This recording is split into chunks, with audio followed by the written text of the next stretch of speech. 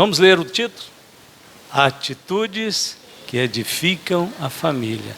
Não é verdade que tem umas atitudes que mudam as coisas? Então nós vamos falar sobre algumas atitudes importantes hoje. Nós vamos começar o ensino para ligar as pontas da última parte, revendo só o título, os subtítulos que nós colocamos na semana passada. O primeiro subtítulo foi a atitude número 1. Faça hoje sempre o melhor que você puder, para não sofrer amanhã com a dor da culpa, do remorso ou do arrependimento. Então, nós falamos muito sobre esse detalhe, de estar aproveitando cada momento com as pessoas que estão ao seu redor, principalmente a sua família, começando dentro do seu lar, com a melhor atitude possível. Então faça o excelente com as pessoas que estão ao seu redor, tenha a melhor atitude possível. Vamos para a segunda atitude foi esta: empenhe todos os esforços para manter os canais de comunicação da sua família ativos por meio da amizade. Primeiro, número 1, vamos ler. Pratique a arte do ouvir. Uma das melhores maneiras de fortalecer a comunicação no lar é desenvolver a habilidade de ouvir. Tiago escreveu: sabeis isto, meus amados irmãos, que todo homem seja pronto para ouvir, tardio para falar e tardio para se irar.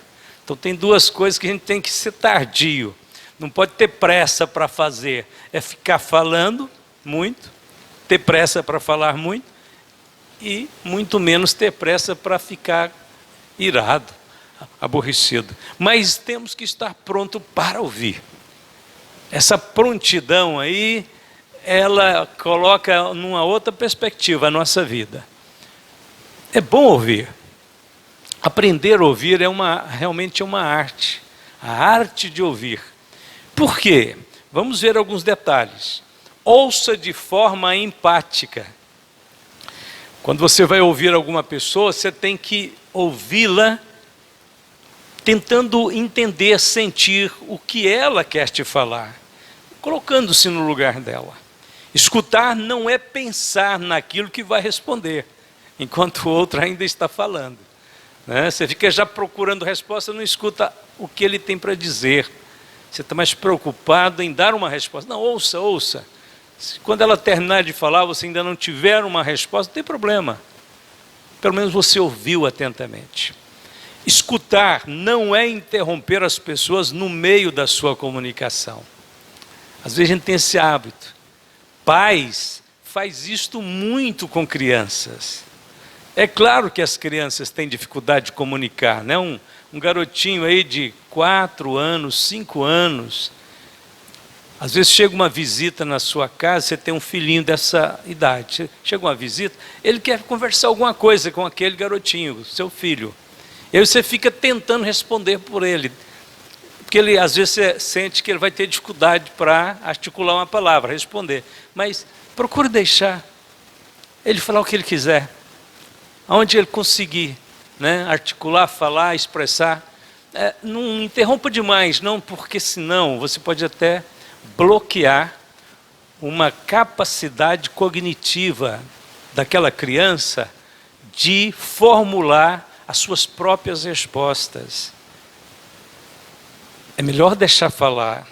E como é uma criança, não tem problema se falar alguma coisa que não tem sentido, do que você ficar tentando falar por ela. Mas não é só isso.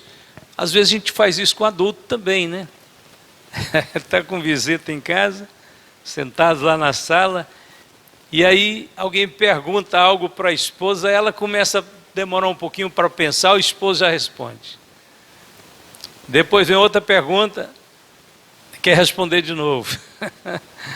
Essa não é uma boa comunicação, não. É uma prática que é negativa. Deixe as pessoas tentarem expressar, falar o que elas desejarem. Ouça apenas. Escutar é aceitar o que está sendo transmitido, sem julgar o que está sendo dito. Escutar, então, é compreender. Tinha um pastor, né? Acho que alguns já ouviram essa história aqui. Mas tinha um pastor que ele atendia, tinha o gabinete dele na igreja para atender os irmãos. Queriam, às vezes, conversar com ele. E aí, o secretário ficava ali num cantinho ali, fazendo alguns trabalhos da igreja, tal, digitando. Ficava, às vezes, acabava ouvindo um pouco de certos diálogos. Mas aí, num determinado dia, logo de manhã, chega um irmão, bate, pastor, com licença, preciso falar com o senhor e tal. E o irmão, sim, irmão, vem cá, senta aqui, vamos conversar. E o irmão relatou uma história assim de contrariedade com outro irmão. E o pastor escutou atentamente todos os detalhes. Aí, quando ele terminou, disse: irmão, eu te entendo e sei e creio que você tem razão. Mas não tem problema não, vamos orar, vamos pedir a Deus a bênção, abençoar o outro irmão também. Mas entendi, você tem razão. Aí o irmão saiu feliz, né? Sarado, curado, porque o pastor compreendeu ele. Meia hora depois chega o outro lado, que por acaso também resolveu ir lá no mesmo dia. Bateu na porta, entrou o pastor: posso falar com o senhor? Pode. Sempre chega nessas condições, chega meio nervoso, né? O pastor: não, vem cá, traz uma água, vamos tomar um cafezinho. Me fala, o que você quer conversar? Ele contou a história da versão dele. O pastor pôs a mão no queixo, olhava, e ele falava. Quando ele terminou, o pastor disse: irmão, você tem razão. Tem razão. Mas não fica triste, não aborrece, vamos orar, vamos abençoar e tal. E o irmão saiu feliz também. Aí o secretário do canto disse: pastor, não estou entendendo mais nada. O irmão contou a primeira versão aqui, totalmente contrária. O senhor disse que tinha razão. Vem o outro contra a outra versão. O senhor disse que tem razão. Não tem alguma coisa aí, algum problema nisso? Não, ele falou assim: irmão, você tem razão também, viu? Acho que você tem razão também. Então é o seguinte, vamos orar por todos e deixa que todos sintam que têm as suas razões. Deus cuida de cada um. O secretário queria pegar o pastor, né? Pastor, tem um negócio errado nisso aí, não tem não? Ele disse: eu acho que você tem razão. Você também está certo. Segundo, na arte de comunicar, não use o silêncio para frustrar o cônjuge ou os filhos. Não sei se você já viu essa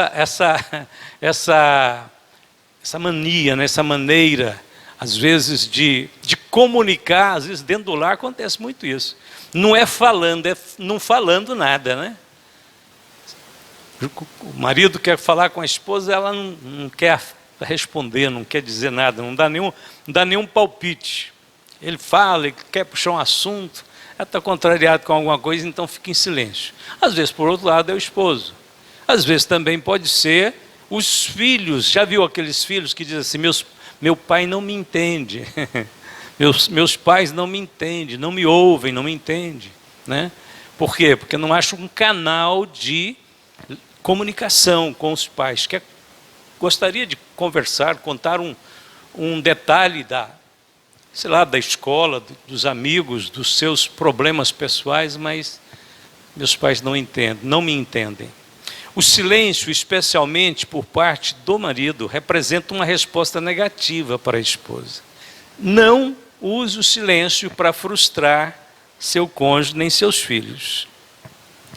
Quando essa arma do silêncio é usada, frequentemente no relacionamento conjugal, pode ser extremamente frustrante. Tem pessoas vivendo dentro de casa a solidão de não ter ninguém para conversar com ela, né? Para ouvi-la, para escutá-la. Tem pessoas vivendo essa solidão. E de repente as pessoas começam a se apegar mais aos meios de comunicação, ao celular, às coisas virtuais que não vão preencher a vida perfeitamente, do que com as pessoas que estão ao seu redor. Então nós temos que ser comunicativo. O ser humano é um ser que foi feito para conversar, para falar, para ouvir.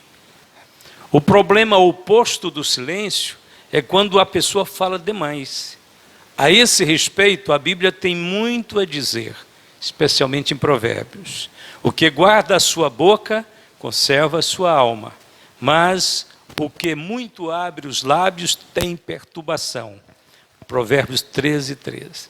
Então, quem guarda a sua boca, conserva a sua alma. É claro que em certas situações espirituais que nós vivemos, o ideal é abrir a boca, né? Ou para orar, ou para confessar, ou para pedir o perdão, mas o certo é não ocultar, às vezes, algumas coisas que podem travar nossa vida espiritual. Bom, vamos lá. Palavras revelam, primeiro, caráter. Olha como a palavra revela o caráter. O homem bom, do bom tesouro do seu coração, tira o bem. E o homem mau, do seu mau tesouro, do seu coração, tira o mal. Porque da abundância do seu coração fala a boca. Lucas 6,45, palavra do Senhor Jesus. Então, quando você vê uma pessoa expressando com gentileza, com bondade, e aquilo não é só uma vez, toda vez que você encontra aquela pessoa, ela tem aquela mesma atitude, então ela tem um bom tesouro, né? Ela tem um bom coração, ela tem um conteúdo bom dentro dela, porque toda vez que ela fala, ela não ofende, ela não magoa, ela não discrimina.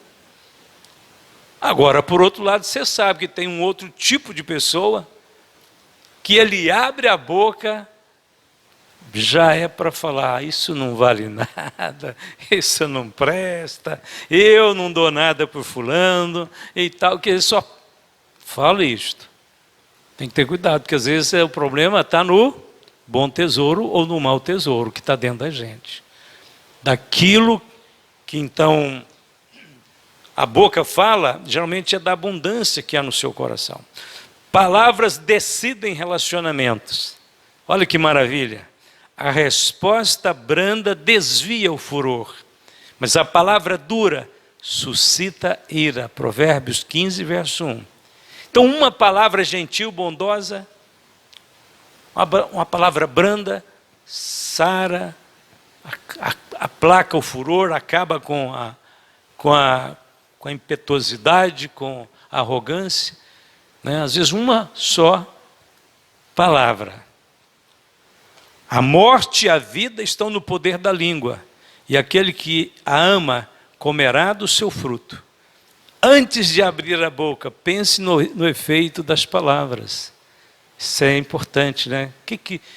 Como vai soar essas palavras minhas nos ouvidos da pessoa que vai ouvir? São boas, positivas, vai causar algo agradável, salutar, curador? Então fale, se não vai, procure pensar no outro discurso. 4, não culpe ou critique seu cônjuge ou os filhos. Tome esta atitude.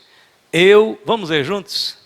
Eu não criticarei nenhum membro de minha família, mesmo que seja uma crítica justa, sem dar uma solução prática. Procurarei encorajá-los sempre. Empenhe todos os esforços para manter os canais de comunicação da sua família ativos por meio da amizade. Atitude número 3. Vamos ler? Mantenha as prioridades da vida dentro da perspectiva correta. Isso aqui vocês já viram, vou só ler, mas não vamos nem comentar. Quais são as prioridades da vida? As pessoas antes das coisas, o ser antes do ter, família antes dos amigos, igreja antes das diversões, fidelidade antes da felicidade, reino de Deus antes de todas as coisas. Por estas regras aqui, no seu viver, na perspectiva correta, vai fazer uma grande diferença, com certeza. Atitude número 4, leiamos juntos. Tenha certeza que você está suprindo as necessidades básicas de sua esposa. Eu vou correr aqui. Bom, é uma atitude muito importante isso aqui. Preencher as necessidades básicas de um e do outro, no casamento. Marido e mulher agora, pensando nisso. Então, quais são as necessidades básicas que a minha esposa que eu preciso preencher, que preciso ser preenchido, são necessidades dela. Olha, toda esposa, ela tem a necessidade de saber que ela está suprindo as minhas necessidades vitais da vida, da minha vida, que nenhuma outra pessoa pode suprir. Está entendendo a colocação? Qual que é a necessidade da esposa? Ela saber de você que é marido, saber de você que ela é importante para você, que ela ocupa um lugar na sua vida que ninguém pode ocupar. Será que minha esposa tem necessidade de saber disso? Irmão, ser humano, ele é carente de reconhecimento. Se tem uma pessoa que trabalha 24 horas por dia, todos os 365 dias do ano, sem férias e sem remuneração ainda, se tem uma pessoa que faz isso, é a nossa esposa, viu? É a esposa.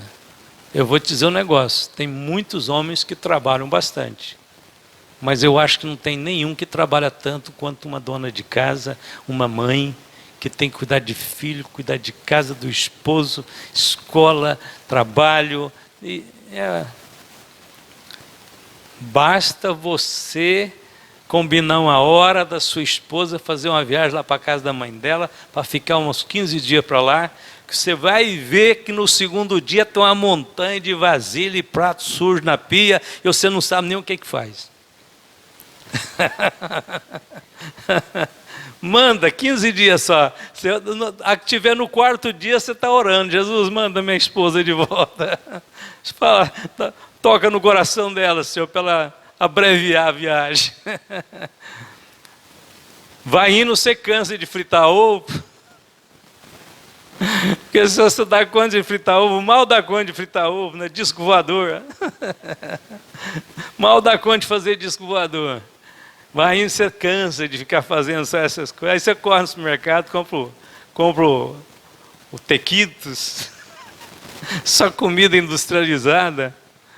Vai indo, você está amarelo, fraco, miojo. De cadê minha esposa, gente, para fazer aquele arroz gostoso, aquele feijão suculento? Não tem quem faz mais coisa para a gente neste mundo, nessa vida natural, do que a esposa não, viu?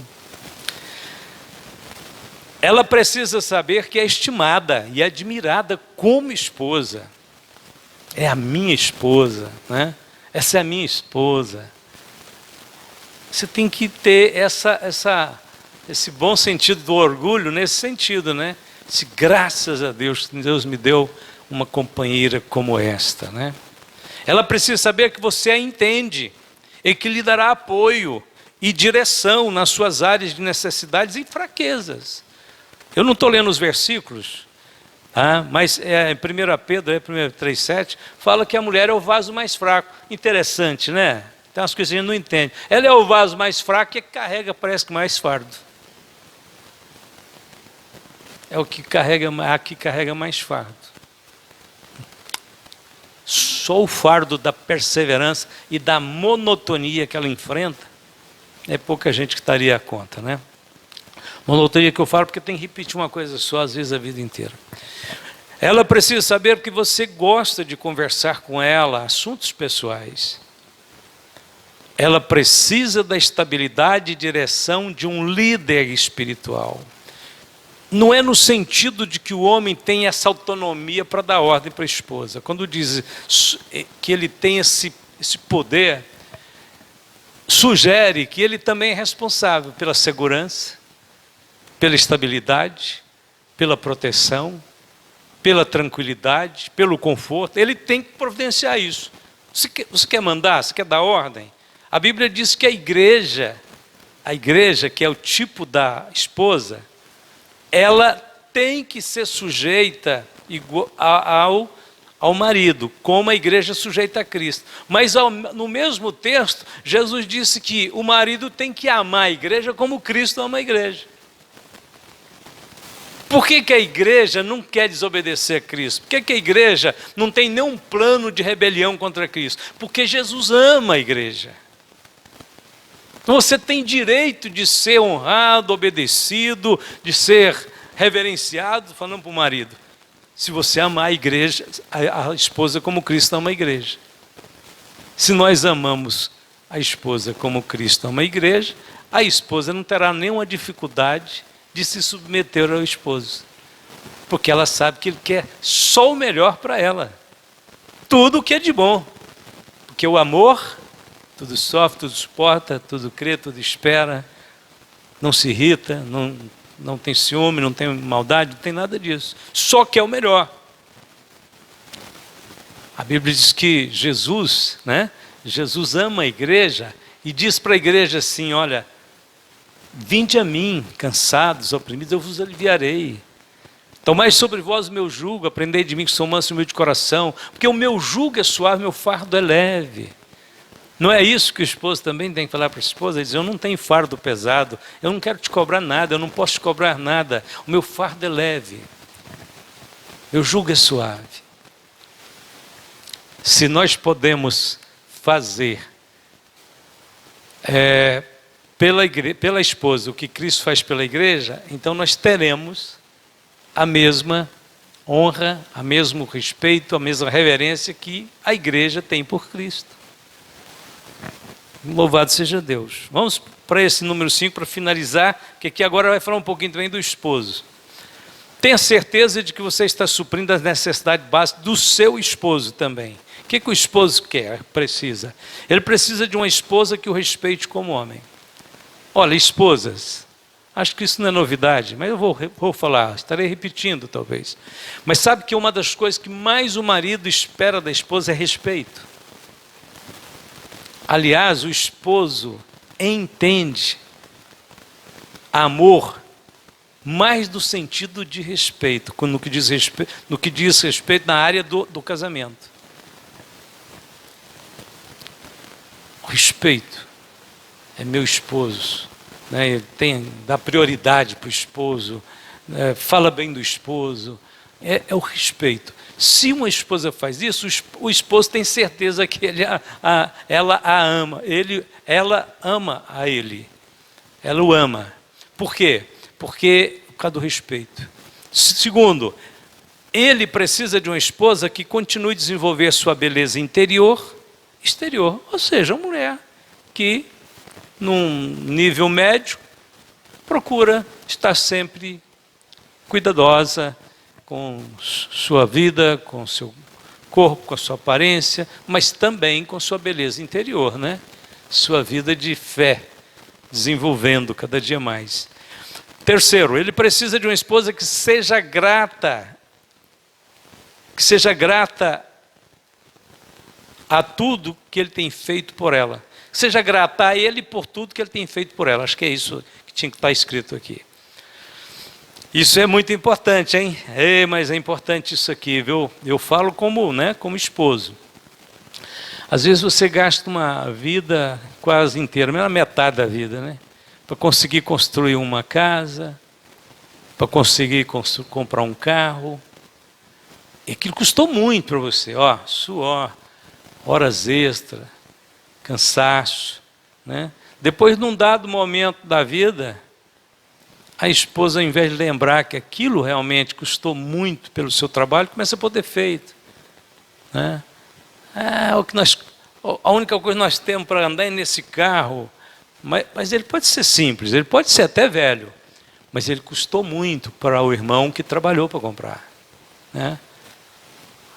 Essa casa, isso e aquilo. Bom, ela pode não ser uma casa tão confortável, tão luxuosa, tão bonita, mas talvez você, só Deus sabe, né, o quanto que você sofreu para construir aquela casa, para fazer aquilo. Você sabe as horas e horas e horas e horas você estava no sol quente, você estava puxando carrinho de terra, porque às vezes muitos de nós trabalhamos, né? Eu, por exemplo, trabalhei o tempo inteiro na construção da minha casa junto com os irmãos pedreiros que a gente colocava lá para trabalhar. Então eu sei quanto custa cada palmo daquele lote.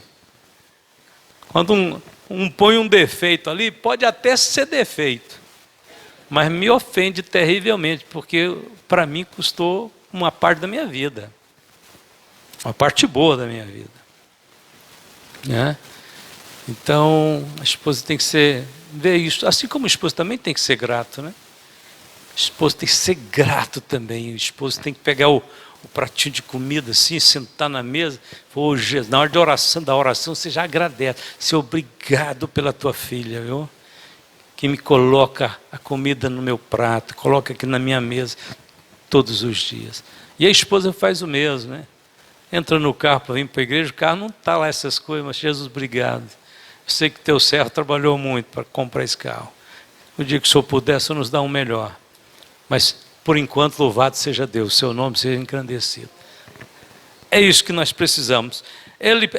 O marido precisa de uma esposa que seja louvada pelo seu caráter e pelas suas boas obras. Aquele comentário comum que tem entre família, sociedade, igreja, que as pessoas falam, mas aquela irmã é uma bênção, né? Ah, aquele irmão é uma bênção. E que é isso? Quando a gente vai na casa do irmão, aquela irmã arruma tanta coisinha para trazer para a gente, é um biscoito, é um suco, é não sei o quê. Aí o esposo fica super feliz de saber que a fama da esposa dele é que é uma mulher cuidadosa, trabalhadeira, hospitaleira, gentil, ao mesmo tempo que é séria, mas é também uma pessoa agradável. E saber que sua esposa é louvada por esses predicados é bom demais, né? Lindo, maravilhoso, pelo seu caráter, pelas suas boas obras. E para terminar, ele precisa de uma esposa que o aceite como um líder em suas responsabilidades dadas por Deus. Aos Efésios 5,33 fala, né, que grande é esse mistério. Quando ele fala do casamento, marido e mulher, ambos serão uma carne, tal, o marido é a cabeça da mulher. Depois ele fala assim, né, que esse mesmo quadro humano se aplica à igreja e Cristo. Então, Cristo é o líder de todos nós, mas dentro da nossa casa, o marido é o líder, né, a cabeça do lar. E a esposa respeita, ajuda o esposo a ser o líder que ele precisa ser. Tem esposa, tem mulher que é desprendida, é culta, é inteligente, tem iniciativa própria, mas ela é tão inteligente que tem hora que ela retrai um pouquinho para poder dar a oportunidade para o seu esposo. Você sabe que tem casais que é assim, às vezes a esposa é mais falante, é mais comunicativa, né? O irmão fica caladinho, assim, de lado, e tá aí a irmã tá que conversa, e etc, e conta histórias, tal. Aí, na hora de ter uma tarefa na igreja, ela sai na frente, né? Olha, tudo bem, as irmãs terão boas oportunidades na obra de Deus, mas tem hora que você tem que dar uma chance para o seu esposo ter a primeira, vamos dizer assim, a posição mais grande, né? Maior. Você dá uma retraidinha para quê? Para empurrar ele para aquela condição de líder. Ajudar ele a ser líder, né? Não pode ficar falando, meu esposo é muito parado, é muito devagar. Não, ajuda ele a movimentar. Ajuda ele. Dá o apoio necessário. O marido quer que a esposa o respeite como líder. Ainda que ele está quieto num canto, mas ele é o líder. Vai lá, pede um conselho, autorização. Vou pedir autorização para o meu esposo. O que custa? Mulher inteligente, ela nunca confronta, ela contorna, né? Dá a volta. Passa o braço no ombro, no pescoço do esposo. Ao invés de bater de frente, ela vai. O que você acha? Daria certo? Você me apoia? Aí o marido diz, minha esposa está esperando uma decisão minha. Tá bem, vai, pode ir que eu te abençoo. Aí a esposa vai com tudo, né? Que está com a bênção de Deus e do esposo. Deus nos abençoe, nos ajude cada dia mais, né? Vamos ficar de pé nesse instante? Vamos ficar de pé então. Glória a Deus. Irmãos, nós estamos chegando ao tema, mas lembrando que teremos culto da quinta, né? Quinta-feira, nosso culto de pregação, de orações, culto de bênçãos. E o irmão Lázaro está nos lembrando que a tia Elza está pedindo oração para a Núbia, né, tiazinha? É amanhã que ela vai fazer a cirurgia? Vai fazer uma cirurgia, duas cirurgias. Viu, irmãos? Núbia, filha de Tiazinha, vai fazer essa cirurgia, tá pedindo oração para Deus abençoar, tudo possa correr bem e ser bem sucedida, né? Deus estender as mãos, estar presente lá na sala de cirurgia, usar a mão dos médicos, a mente dos médicos. Vamos estar então orando, pedindo ao Senhor que abençoe as famílias, os lares, os casais, os filhos. Abençoe a todos nós. Oremos então.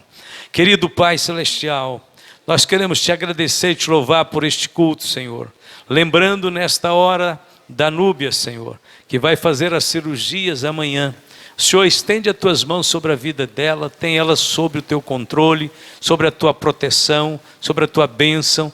Abençoe que ela seja bem sucedida, que a mão do Senhor esteja agindo na cirurgia, no entendimento dos médicos, na prudência, na perícia dos médicos para fazer o que tem que ser feito. Meu Deus, entregamos em tuas mãos, crendo que o Senhor é o Deus dos milagres, que ouve e atende o clamor do necessitado.